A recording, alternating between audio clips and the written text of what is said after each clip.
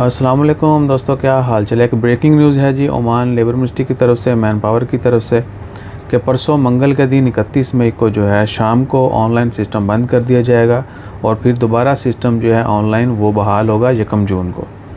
आपको पता है कि 1 जून से नई वीज़ा फ़ीसों का इतलाक़ होना है, तो 31 मई परसों मंगल के दिन शाम को जो है ऑनलाइन सिस्टम बंद हो जाएगा। ऑनलाइन वर्क परमिट वीज़ा वगैरह अप्लाई नहीं होगा और फिर क्या है कि 1 जून को सिस्टम बहाल कर दिया जाएगा और इस दौरान जो है तमाम जो भी चेंजेस हैं वो इम्प्लीमेंट कर दी जाएंगी, ताकि 1 जून को जब नई वीज़ा फ़ीसें स्टार्ट हों तो सिस्टम में किसी किस्म का कोई मसला ना हो।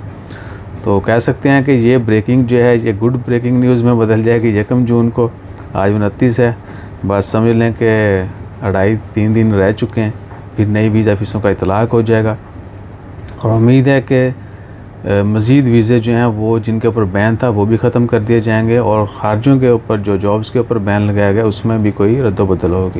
एक्सपेक्टेड है कि कुछ वीज़े जो हैं वो ओपन कर दिए जाएंगे, जो पहले बैन है वो ओपन कर दिए जाएंगे। बाकी साथ ही ये भी एक्सपेक्ट कर सकते हैं कि हो सकता है कि मज़ीद जॉब्स बैन कर दी जाएँ, यानी कुछ भी पॉसिबल है।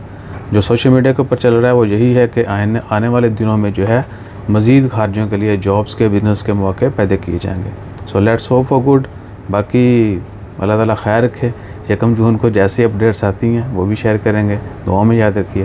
जज़ाकल्लाह। अल्लाह हाफ़िज़।